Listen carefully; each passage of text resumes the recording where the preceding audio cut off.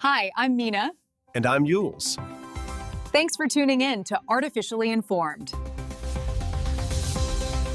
Welcome back to the Deep Dive. Today is Wednesday, February 4th, 2026. And it feels like the timeline just decided to completely go off the rails. It really does feel that way. I mean, if you've glanced at the news or honestly just looked out the window lately. Or worse, looked at your stock portfolio. Oh, don't even get me started on that. You know the vibe. It's chaotic. It's fascinating for sure.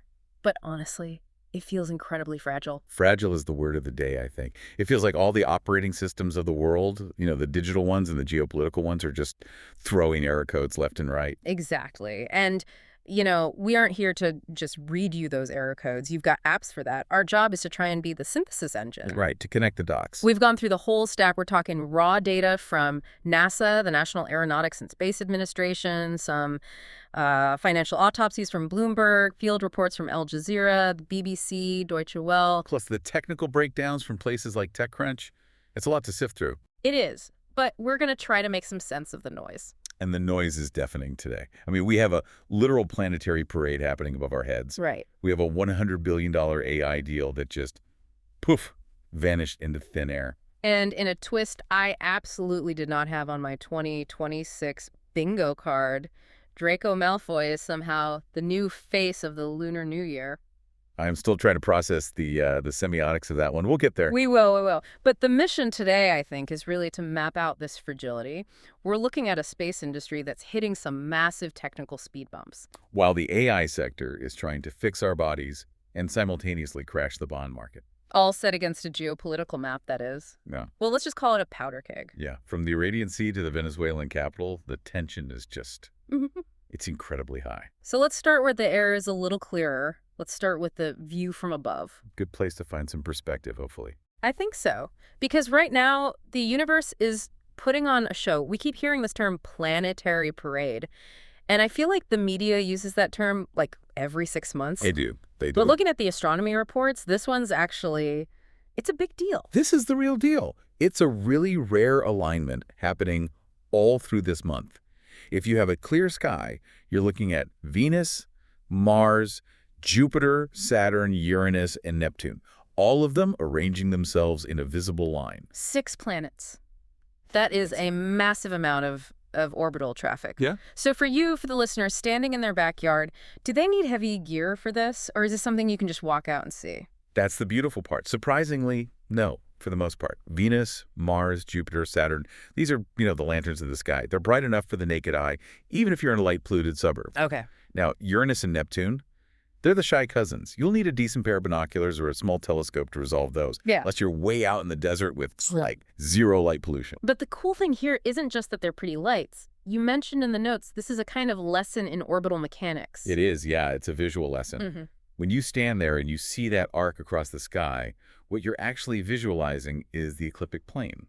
That's the flat disk of the solar system, basically. Exactly. We're not a swarm of bees buzzing around randomly. Yeah. We're on a flat record, spinning on a turntable. Seeing them all lined up like that is such a visceral reminder of that original accretion disk that formed all of us billions of years ago.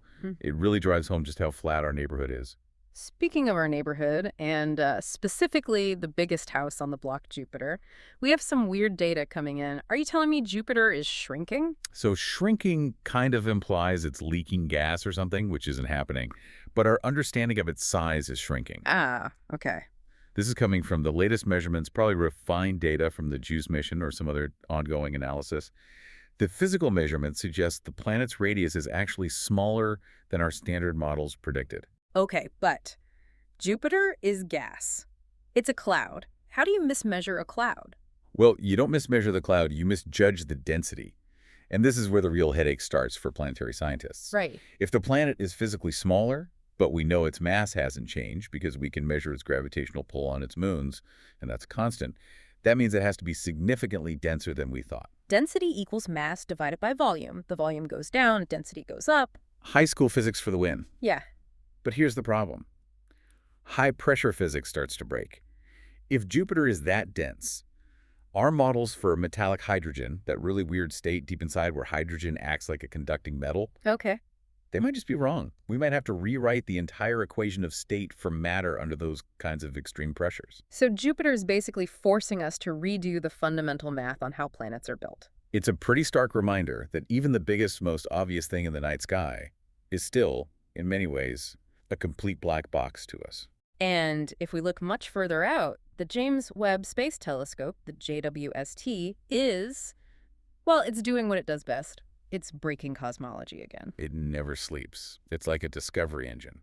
JWST has detected what we think is the most distant galaxy ever seen. We're talking 13.5 billion light years away. Which is effectively looking at the baby pictures of the universe. I mean, that's just a few 100 million years after the Big Bang. Right. And according to our standard theory, it's called the hierarchical clustering. Model galaxies back then should be, well, they should be messy. Like a construction site. That's a perfect way to put it. Chaotic blobs of gas just, crashing into each other, slowly clumping together. Yeah. Disorganized. And that's not what the JWST saw. Not even close. This galaxy, it's structured, it's smooth. It looks like a mature galaxy that's been around for billions of years, but it's existing at a time when the universe was barely born. It's like finding a fully grown adult in a kindergarten class. That's a perfect analogy. It completely challenges the timeline of how quickly structure can form in the universe. It suggests there's some mechanism out there for galaxy formation that is much, much faster and more efficient than just gravity alone should allow. Wow. It really feels like every time we open a new eye on the universe just looks back and says, you know nothing. It definitely keeps us humble. Let's bring it a little closer to home. There's a lot of buzz about this cold Earth. It's 146 light years away. Yeah, and this is a potential exoplanet. The signal is pretty faint, so let's put a big asterisk on the word potential. Okay. But the data that we have suggests a planet in the habitable zone, the Goldilocks zone. But leaning toward the cooler side. Hence the name, Cold Earth. Right. It wouldn't be a frozen wasteland probably, but maybe more like Earth during an ice age. Yeah. If it exists, and that's a big if, it's a prime candidate for future atmospheric analysis. Although, given the rest of our news docket today, if there is anyone on that cold Earth pointing a telescope at us, they're probably locking their doors. Roll up the windows, kids. We're passing Earth. Exactly. Because getting off our planet is proving to be a logistical nightmare right now. We have this really fascinating role reversal happening between NASA and SpaceX. Oh yeah, it's the narrative flip of the decade. For years, the story was so clear. NASA is the slow, bureaucratic dinosaur, and SpaceX is the nimble, Silicon Valley speedster. But this week, the dinosaur roared. NASA just completed a full wet dress rehearsal for the SLS rocket. That's the Space Launch System for the Artemis II mission. Walk us through wet dress. That's not just a rehearsal where people stand around in costumes and press fake buttons. No, it's extremely dangerous. This is the real deal. They roll that massive rocket out to the pad, they hook up all the plumbing, and then they load it with over 700,000 gallons of super chilled cryogenic propellant. Liquid hydrogen and liquid oxygen. The stuff that boils off if you just look at it wrong. It's incredibly difficult to handle. We're talking temperatures hundreds of degrees below zero, the thermal shock to the pipes, the pressure management. It is an insane balancing act, and they did it. They loaded it, they simulated the countdown all the way to T-minus 10 seconds, they practiced the abort procedures, and then they successfully drained it. Wow, and it worked. It worked. So Artemis II, the mission to send humans around the moon, is actually on track for what? Next month, March 2026? It really looks that way. The hardware is ready. NASA is hitting its marks. Yeah. It's kind of amazing to see. Meanwhile, the pickup truck of spaceflight, the SpaceX Falcon 9, is parked in the garage. It's grounded. Yeah. And this is a major, major problem. The Falcon 9 isn't just a rocket. It's the absolute backbone of the global orbital economy. It launches Starlink. It launches spy satellites. It resupplies the ISS, the International Space Station. What actually happened? What's the issue? It was an upper stage issue on a recent mission. So after the satellite was successfully deployed, the second stage either failed to deorbit properly or had some other kind of malfunction. The details are still a bit hazy. But when you're launching as often as SpaceX does, even a tiny anomaly has to ground the whole fleet. Exactly. You have to be absolutely sure you know what went wrong before you send another one up, especially with crew on board. And this affects the crew, right? The upcoming mission. Oh, a huge impact. The Crew 12 mission to the ISS is delayed indefinitely. The regular ISS resupply missions are delayed. It just highlights this massive vulnerability we've created. Right. We have put almost all of our eggs in the Falcon 9 basket. Right. When that workhorse breaks, the whole farm stops working. It's a supply chain bottleneck. It's just vertical instead of horizontal. That's a perfect way to describe it. And while we're stalled, China is making a very, very strategic move. They're launching a solar observatory to the L5 point. The Lagrange point 5. Okay, break that down for us. Why L5? What's special about that spot in space? So in any two-body gravity system, like the Earth and the Sun, there are 5 of these special points where the gravity from both bodies balances out perfectly. Okay. You can basically park a satellite there, and it just stays put with very little fuel needed to keep it in position. L5 is unique because it follows the Earth in its orbit, but it sits behind us. It effectively lets you look around the curve to see the side of the Sun that is about to rotate towards Earth. So it's an early warning system. Exactly. It can spot a solar flare or a huge coronal mass ejection days before the Sun rotates and aims that cannon right at Earth. And why does China care so much about getting a few days warning? Because modern warfare and modern economies run on satellites and power grids. A big enough solar flare can knock out GPS, it can fry the transformers in our electrical grid, it can blind spy satellites. So this isn't just science. Oh, not at all. By sitting at L5, China gets a crucial heads up on space weather. Space weather is now a national security issue.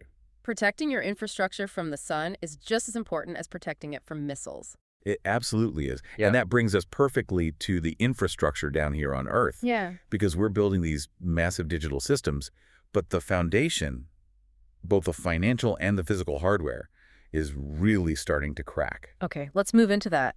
Segment 2, the AI revolution and what feels a lot like a tech bubble 2.0. Yeah, if you're an investor, this past week has been nauseating. We saw a $285 billion rout in the markets.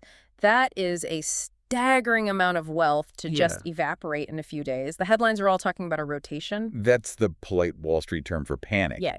Investors are pulling their money out of the high-flying AI tech stocks, you know, your NVIDIAs, your Microsofts, the big names, and they are dumping it into safety. They're buying Walmart and Pepsi. Which tells you everything you need to know. When the smart money moves from neural networks to soda pop, they are genuinely scared. They think the AI growth curve is hitting a wall or at least a major speed bump. And the bond market is flashing red too, I saw. Yeah, the bond market is usually the smarter, quieter sibling of the stock market. And right now, it's getting very crowded. All these AI companies are taking on massive, massive debt to build data centers. Okay. But interest rates aren't zero anymore. The cost of servicing that debt is rising fast, and now investors are finally starting to ask the hard question, where is the profit? You spent $50 billion on chips. Now show me the $50 billion in new revenue. And the answer from Silicon Valley so far has been, wait a little longer. That patience might be running out. There's a massive rumor, and I want to stress, it is a rumor, but it's coming from credible sources like Ars Technica about a huge deal between NVIDIA and OpenAI. The rumored $100 billion deal, this is supposed to be the kingmaker deal. OpenAI basically buying a dedicated guaranteed supply of NVIDIA's next-gen chips for years to come. And now? It has reportedly vanished, just gone. Why? I mean, OpenAI needs the compute more than anyone. The rumor mill suggests that OpenAI is dissatisfied, either with the specific terms or, more likely, with the performance per dollar of the new chip architecture. So it's too expensive for what it does? Potentially. If a deal of that size falls apart, it sends a huge signal to the rest of the market that even the biggest players are becoming price sensitive. It suggests the buy-at-any-cost era of the AI boom is officially over. But while the money men are panicking, the engineers are actually shipping product. And some of this stuff is. It's wild. Let's talk about Lotus Health. This is the great dichotomy, isn't it? The market might be trashing, but the technology keeps advancing at a terrifying pace. Lotus Health just raised another $35 million. And they are deploying an AI doctor. When you say AI doctor, are we just talking about like WebMD on steroids or something more? Much more. We're talking about an AI agent that is fully licensed in all 50 U.S. states to practice medicine. Wait, hold on. How does an algorithm get a medical license? By passing the boards. The regulatory frameworks in many states now allow for telehealth providers that can meet certain automated testing and diagnostic criteria. Lotus has apparently cleared all those hurdles. Wow. And here's the kicker. They're offering patient consultations for free. Free healthcare. I mean, that sounds completely utopian, but also, if this thing misses a cancer diagnosis, who do I sue?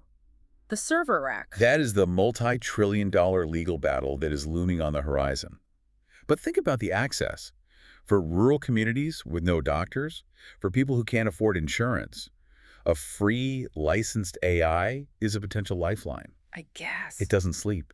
It knows every single drug interaction ever recorded. It has perfect recall of all medical literature. And does it have a bedside manner? Or does it just say, you have 3 weeks to live, have a nice day? I imagine they've tuned the empathy parameter pretty high on the output. But it's not just doctors.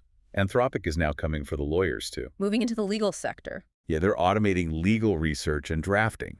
And this isn't just, find me a relevant case. This is write a complete motion to dismiss based on these 3 specific precedents, citing the relevant statutes. And the market is reacting to this? Oh, immediately. The stocks of the traditional legal data service companies, the firms that charge law firms thousands of dollars for associates to do this manual work, they are tanking. It's a classic example of deflationary technology. It makes expensive services cheap or even free, and that just destroys the revenue models for the old guard. And for the people who are actually building all this stuff, the coders, Apple is changing the game with Xcode 26.3. They're calling it agentic coding. This is a key term that I think you and the listeners need to learn. Agentic. How is that different from what we have now? I mean, I use Copilot. It finishes my sentences for me. It's pretty helpful. Copilot is a parrot, a very, very smart parrot, but is just predicting the next likely word. An agent has a goal and a feedback loop. You don't tell it the next word. You tell it, build me a functioning login page for my website. The agent then plans the steps, writes the code, runs the code in a sandbox, sees an error. And then it fixes the error itself. And then it fixes the error itself, and then it reruns the code, and it keeps doing that loop until it presents you with the finished working product.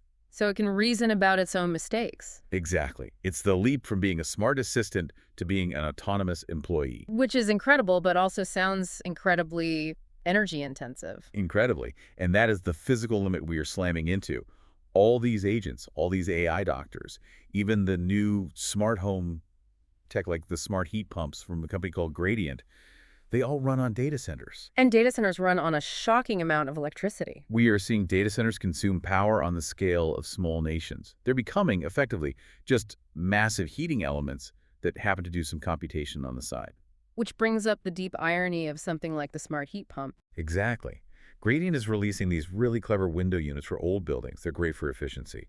But the AI that's optimizing your window unit is running on a server that's boiling water somewhere in Virginia. Thermodynamics always wins. You can't cheat entropy. Never.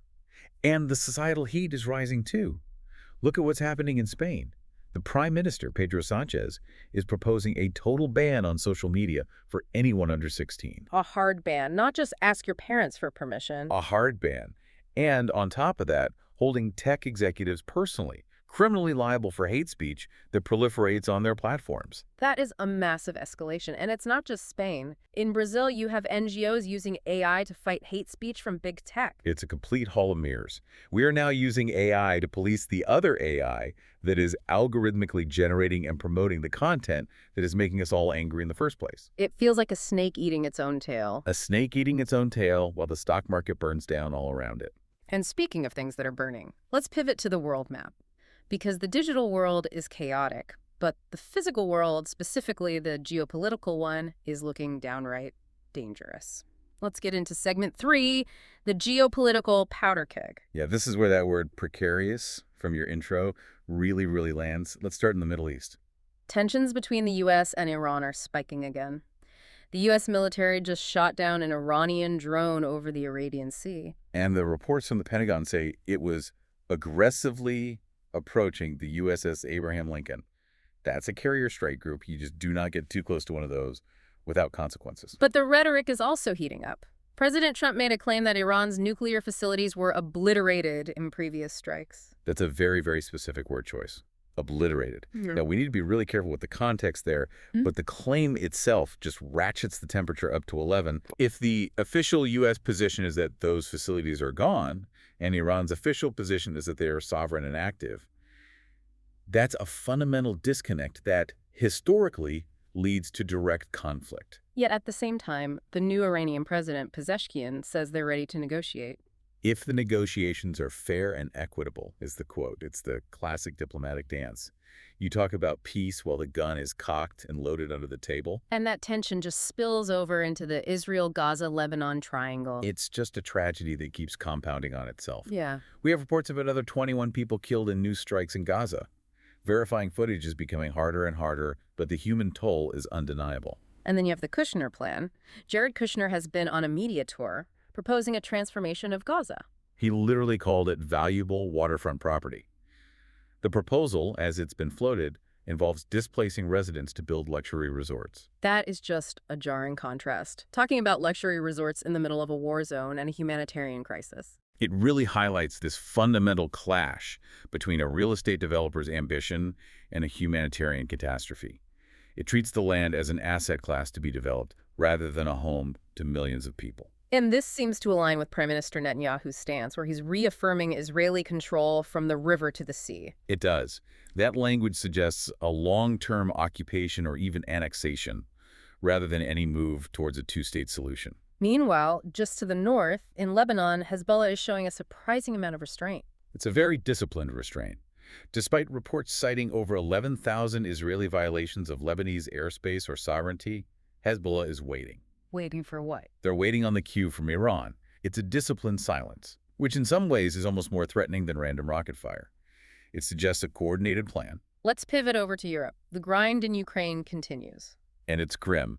The attacks on Ukraine's energy grid are being described as depraved. Cities like Kyiv and Kharkiv are facing freezing conditions in the dark. It is the weaponization of winter. Is there any hope at all for diplomacy? Any movement? There's a flicker. Just a tiny one. Negotiators are reportedly meeting in Abu Dhabi for some U.S. brokered talks. But at the exact same time, the global arms race is accelerating. How so? The New START nuclear treaty, the last remaining arms control treaty between the U.S. and Russia, is set to expire. And there's no sign of a replacement. And in the middle of all this, Germany seems to be shifting its entire national strategy. This is a major geopolitical pivot that I don't think is getting enough attention. The German Chancellor, Friedrich Merz, is visiting the Gulf, Saudi Arabia, Qatar. He's not there to talk about human rights. Yeah. He's there for energy and arms deals. Moving away from dependence on the U.S. Exactly. Germany's realizing it can't rely solely on the U.S. security umbrella anymore. They are rearming. And as part of that, they're investing $41 billion in military space equipment. The headline there is space lasers. Space lasers. We really are living in a sci-fi timeline. Directed energy weapons for satellite defense.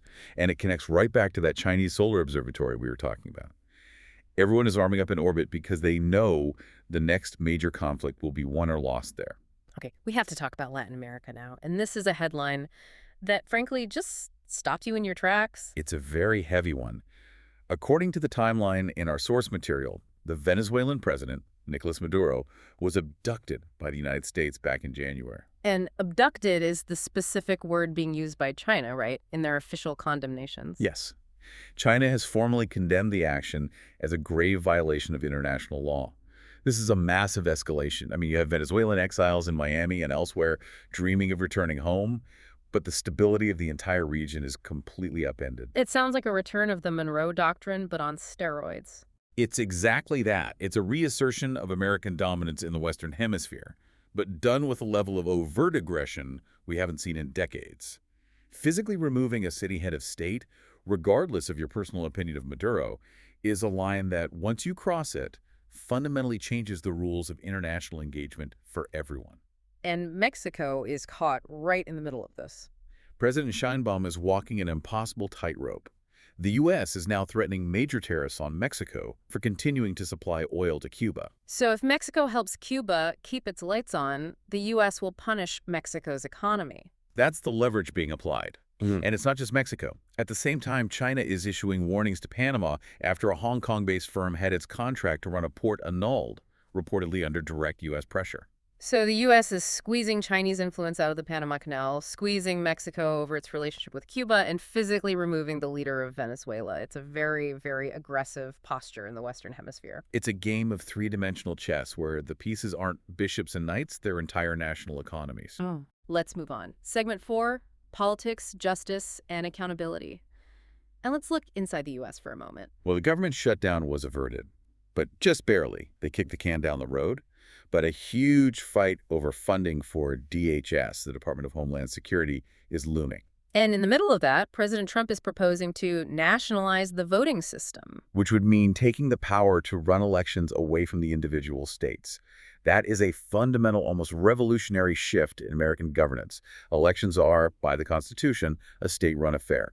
Centralizing that power in the federal government is, well, it's a consolidation of power that will face massive, massive legal challenges. Speaking of challenges, Homeland Security is reportedly using administrative subpoenas to get data on Trump critics from major tech companies. The key word there is administrative.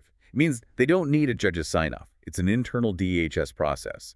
They are demanding data on American citizens who are critics of the administration. That is a classic surveillance state tactic that is making privacy advocates scream. And on the health front, a strange political story Democrats are apparently funding RFK Jr.'s campaign. It's a very risky strategy. The thinking might be that he'll peel off votes from Trump, but at the same time, he's clashing very hard with mainstream medical groups like pediatricians over his stance on vaccines. It's a move that injects medical skepticism directly into the political bloodstream. Let's talk about the Epstein files. It feels like the story never really ends. It just grows new tentacles every month. The ripple effect is genuinely global now. In the UK, a major political figure, Lord Peter Mandelson, is resigning from the House of Lords as police are probing his ties to Epstein. And Prince Andrew. He's being forced out of the Royal Lodge, his large residence. He's being moved to smaller digs. The monarchy is trying to physically and symbolically distance itself from the scandal. And Bill Gates' name is being scrutinized again in these new files. Yeah, discussions about pandemic simulations, vaccine gatekeeping allegations, and perhaps most interestingly, Poland's new government is now probing potential Russian spy links to Epstein. Wait, Epstein as a Russian intelligence asset? That is the line of investigation. The Polish Prime Minister, Donald Tusk, suggested that Epstein may have been a tool for compromising Western elites on behalf of Moscow. If that turns out to be true, it completely changes the entire narrative. It moves it from just a story about a perverted billionaire to a massive, decades-long intelligence operation. Exactly. Which frankly would explain a lot about how he was able to operate with such impunity for so long. And finally, in this segment, a really tragic intersection of media and crime. The NBC host Savannah Guthrie's mother was abducted. It's a horrifying story. Blood was found in the home.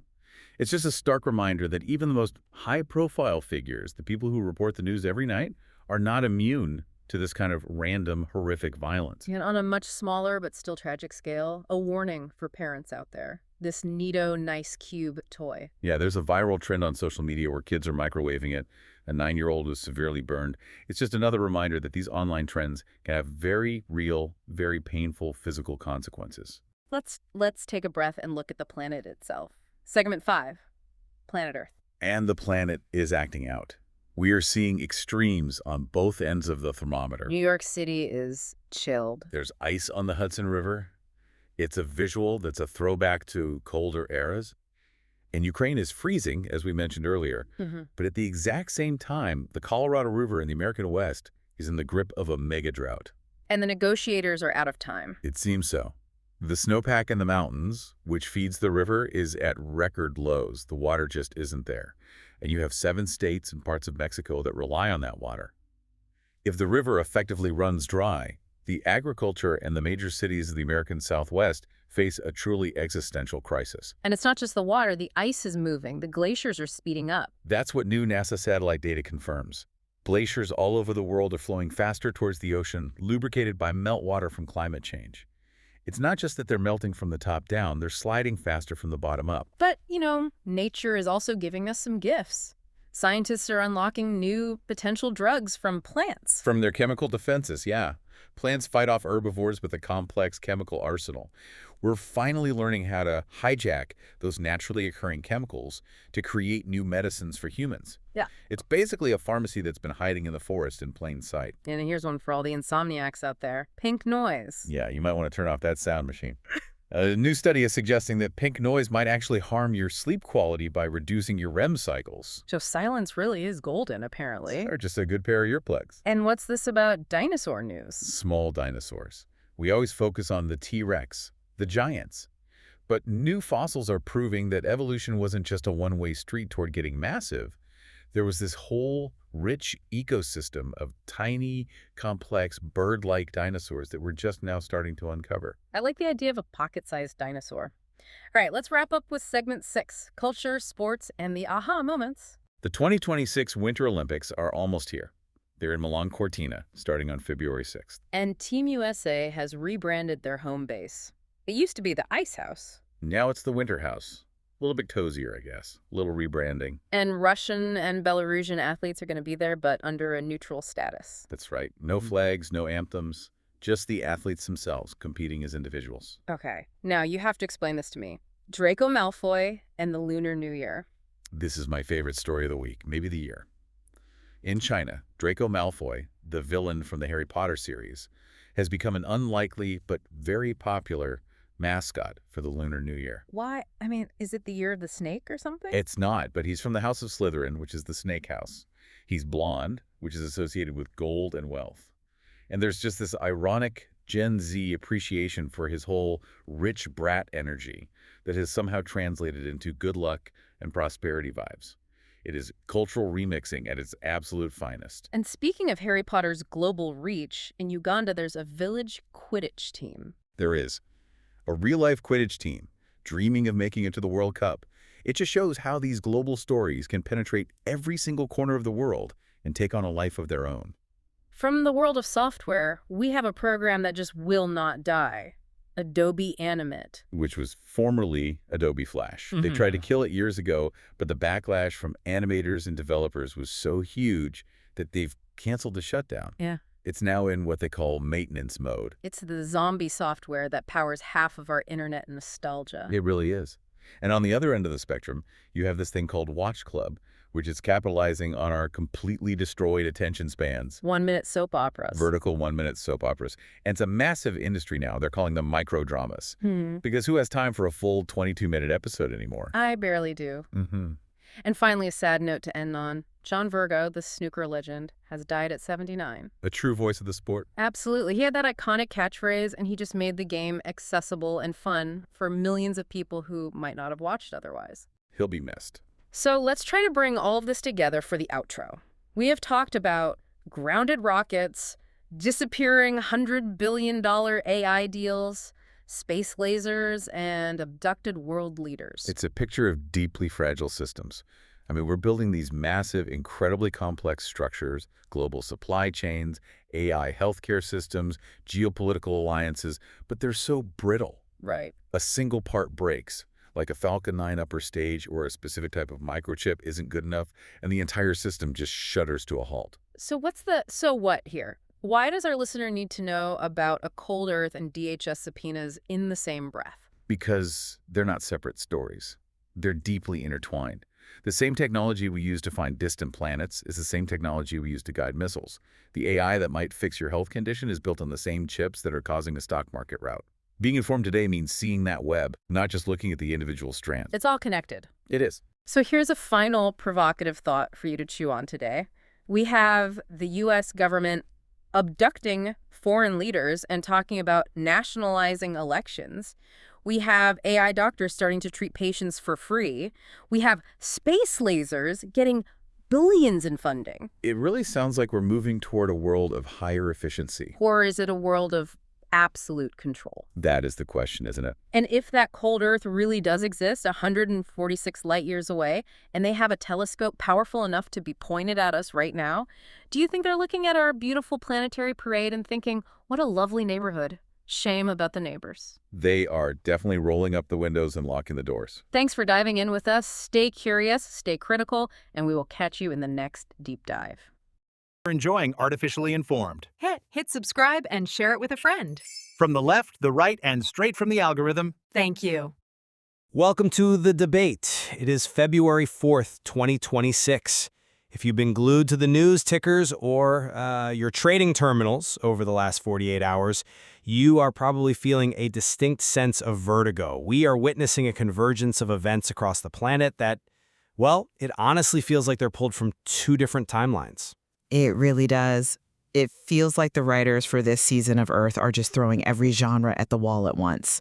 You've got war, you have peace talks, you have market crashes, and space weather. It is a lot. On one side of the screen, we have U.S.-brokered peace talks for Ukraine kicking off in Abu Dhabi. There's a glimmer of hope there. But then on the other side, the U.S. Navy just shot down an Iranian drone near the USS Abraham Lincoln in the Arabian Sea. And while the diplomats are, sipping tea and the missiles are flying, the global markets are absolutely screaming. We saw a massive rout today. What was it? $285 billion wiped out in hours, driven largely by panic surrounding artificial intelligence. It's a chaotic moment, and that chaos brings us to the central question for our debate today. Is the global order hardening into a new, rigid Cold War structure? The West versus the rest. Or are we seeing something entirely different? A messy, transactional reality where ideology is dead and national survival is the only currency? That's the multi-trillion-dollar question, isn't it? Exactly. I'm the advocate, and my position is that the evidence points to a definitive, great fracture. The world is reorganizing into hardened security and economic blocks, primarily a U.S.-led sphere versus a China-Russia-led sphere. Globalization as we knew it is, well, it's over, and it's being replaced by friendshoring and militarized trade. And I'm the dissenter. And I see the walls you're pointing at, and I understand why that fracture narrative is so seductive. But I believe it's a fantasy. The reality is what I call transactional realism.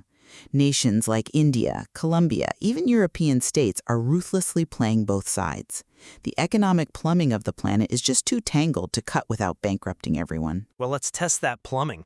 I want to start by laying out why I believe we're seeing the walls go up. If you just look at the policy moves from this week, security is now swallowing economics whole. We aren't just trading anymore, we're building fortresses. Look at the United States Senate. Senator J.D. Vance has explicitly proposed a critical minerals trading bloc. Right. The pundits are calling it a NATO for rocks. Just to make sure they don't go bust if China decides to flood the market. That is the definition of a bloc. And it's not just the West.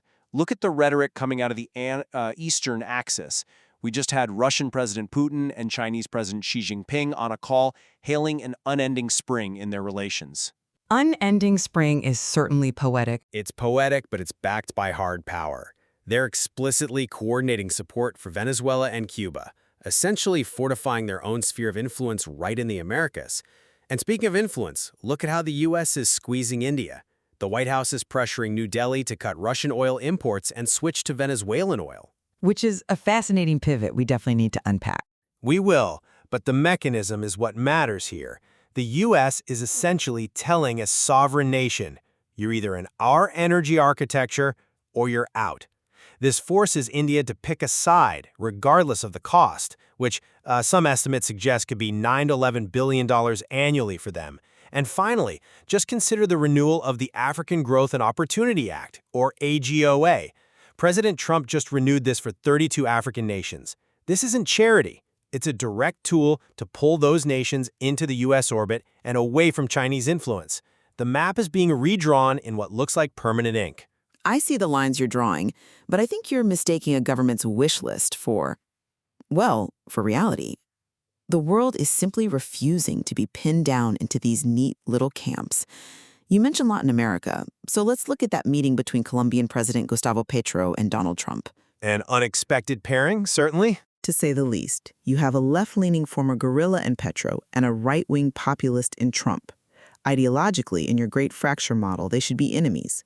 They should be on opposite sides of the wall. Instead, they struck a conciliatory tone. They're discussing trade, drug interdiction. Why? Because it's pragmatic. Petro needs market access. Trump needs security cooperation. Ideology just left the room. But that's just one meeting. It's a symptom of a larger trend. Look at the economic contradictions. You say the world is decoupling, but the markets are panic selling based on interconnected risks. That $285 billion rout we saw, triggered by Anthropic's AI legal tool. That sell-off hit software stocks in Europe and Asia just as hard as in the US. The panic itself proves the integration. Tech disruption ignores your borders. Panic is global, sure, but policy is becoming fiercely national. But that policy fails when it hits economic reality. Even within your Western camp, there's massive friction. Mexico is currently fighting U.S. tariffs over oil shipments to Cuba. Panama is suffering economically after canceling a Chinese port contract because of U.S. pressure, and they are not happy about it. And here's my key piece of evidence. Emerging markets. Despite all this doom rhetoric about a new Cold War, emerging markets are the year's hot investment, according to the latest data. Capital is flowing there because the dollar is weakening. Money doesn't have a flag, and right now, money is betting on a multipolar, interconnected world, not a binary split. That's a very optimistic view of capital flows. But let's move to the core debate. I want to drill down on this issue of energy and trade, because I think this is where your transactional theory really starts to fall apart. Energy is no longer a commodity. It is the primary weapon of this new war. Energy has always been political. I mean, we remember the 1970s. Not like this. We are seeing a total consolidation of energy warfare capabilities. In the U.S. domestic market, the merger between Qatar Energy and Devon Energy. That's consolidation to secure the U.S. shale position. But more importantly, look at how that energy is being wielded. We mentioned India. The U.S. is using the threat of tariffs, punitive economic measures, to force India to stop buying Russian oil. You call it transactional, I call it economic coercion designed to starve the Russian war machine. The economy is now subservient to military goals. But is it actually working? That's the real question. It is absolutely shifting the flows. And look at Europe. Germany's Chancellor Friedrich Merz is running a sprint through the Gulf right now. Saudi Arabia, Qatar, the UAE. He isn't just there for a handshake. He's there to lock down energy deals to permanently wean Europe off Russian dependency, and he's offering arms deals to sweeten the pot. He is cementing a security energy access that specifically excludes Russia. I'm sorry, but I just don't buy that this is some strategic masterstroke. These moves are logistical nightmares. Let's go back to the India example. You say the U.S. is forcing them to switch to Venezuelan oil. Do you know the logistics involved in that? It's complex, I'm sure. It's not just complex. It's a chemistry problem. Replacing Russian Urals crude with Venezuelan heavy crude isn't like switching from Coke to Pepsi. Venezuelan oil is incredibly heavy. It's basically sludge.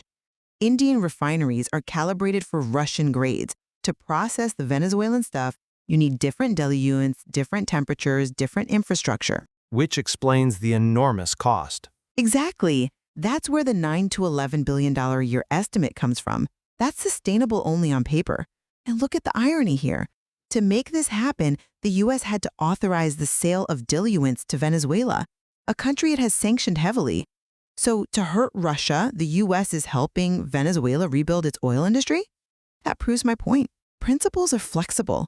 When energy prices are at risk, the block mentality dissolves into how do we keep the lights on? It's an adjustment, I'll grant you, but the intent is clear. Defund the Russian war machine. But it's a mess. And the Russian oil is just being redirected. We see reports of 60 million barrels of Russian oil stranded on tankers off India shore. But that oil will find a buyer. Maybe it goes to China. Maybe it enters the shadow fleet. The market is like water, it finds the cracks. You can't sanction physics. Perhaps, but you can certainly make the physics much more expensive. But let's pivot to the kinetic side of things. You argue that nations are just being pragmatic, but we are seeing actual shooting. Diplomacy is failing because the trust required for it is gone. But dialogue is happening in Abu Dhabi as we speak. Is it dialogue or is it theater? While those negotiators are sitting in air-conditioned rooms, the UK Prime Minister, Keir Starmer, is calling Russian attacks on Ukraine's energy grid depraved. The fighting has not stopped. And look at the Middle East.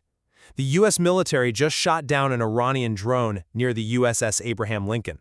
It was a defensive measure. It is a sign of inevitable escalation. We are one miscalculation away from a hot war. And it's not just conventional weapons. The Kremlin just issued a warning about the expiration of the START nuclear treaty. They are explicitly saying we're entering an era of unregulated nuclear arms. That is the language of a fracture, not a transaction. That is a compelling point, but I think you have to consider that desperation forces communication. I come at this from a different angle. Look at the specific demands around the talks with Iran. Iran is demanding the talks take place in Oman. Why does the venue matter so much? Because Oman is the classic neutral facilitator in the region. Iran rejecting Turkey in favor of Oman shows they want a working channel, not just a photo op. Turkey is a NATO member. Oman is the bridge. They actually want to de-escalate because their economy is crumbling.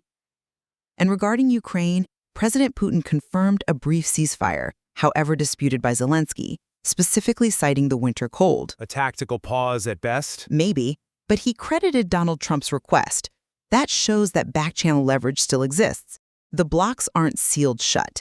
And look at the humanitarian pressure cookers. In Sudan, we have a massive displacement crisis in Tawila. In Gaza, half the residents are in dilapidated tents facing flooding. These humanitarian catastrophes create pressure that forces even the most hostile actors to the table, eventually. The suffering is too great to sustain a total freeze in relations. Suffering has rarely stopped great power competition. But there's a new variable that I think accelerates this fracture, and that's technology and AI. This is our third topic. I would argue the AI revolution is the final nail in the coffin of globalization. How so? Because AI is a strategic asset, not a consumer good. The US isn't building a mineral block for fun. They are doing it to feed AI data centers. Energy consumption for these centers is projected to double by 2030. It's a resource race, and we're seeing this rise of tech nationalism. The EU is pushing for digital sovereignty. They want to cut their reliance on US big tech. They've been saying that for years. But now they have the justification. Look at the US House report on the Romanian election. They're alleging interference via platforms like TikTok. Whether it's true or not, the reaction is to build walls around the internet. We're fragmenting into national intranets. The global sell-off today, triggered by Anthropic's tool, shows that the markets realize AI is eating the economy. Governments will have to step in and control it, which reinforces the blocks. See, that's where I disagree completely. The market chaos proves the opposite point. The world is too integrated to split. A US AI tool scared investors in Tokyo and Frankfurt. That is interdependence. And look at the funding. OpenAI is raising $40 billion. A massive sum. And who is funding it? SoftBank is a major player. That's Japanese capital funding American tech. Capital doesn't have a flag. If we were truly in a great fracture, that money would stay home. And look at the great rotation in the markets right now. Investors are fleeing tech, yes, but where are they going? Gold, which just surged past $5,000, and staples like Walmart and Pepsi. This is a global flight to safety, not a retreat into national blocks. Gold at $5,000 is a sign of fear, not integration. It's a sign that everyone is hedging against the same risks.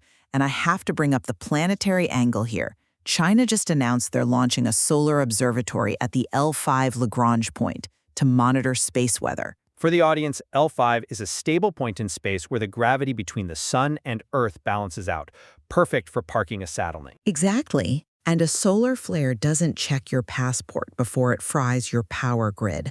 That data benefits everyone. Science and tech at that level inherently defy the block logic. You can't fragment the sun. You can't fragment the sun, but you can certainly fragment the data downlink. But let's bring this to a close. We've covered energy, war, and tech. How do you see this playing out? I think the evidence supports this transactional realism thesis. The political rhetoric is incredibly bellicose, tariffs, blocks, drone shoot-downs. But the economic reality is one of painful, messy interdependence. You have nations like India and, frankly, the entire global South refusing to pick a side. They're choosing strategic patience. They'll buy American weapons and Russian oil, or vice versa, depending on the price on any given Tuesday. It's not a clean divorce. It's a miserable marriage that no one can afford to leave. That's an interesting way to put it. I would frame it differently. I think you're mistaking the inertia of the old system for the stability of a new one. The trend line, to me, is clear. From the expiration of nuclear treaties to the weaponization of the dollar and oil, the very structures of a unified world are collapsing. We're entering a period where security dictates the economy. When push comes to shove, nations will choose survival over efficiency. We're entering a darker, more divided planet where you're only as safe as your block is strong. Well, with gold at $5,000 and the S&P 500 swinging wildly, I think the one thing we can agree on is that we're entering a period of extreme financial and geopolitical risk. Absolutely. The material suggests no easy answers, only difficult navigation ahead. Thank you for listening to the debate. Stay safe out there. That's it for today's Artificially Informed. Nope. Thanks for spending your time with us. Yeah. Stay sharp, stay curious. See you next time.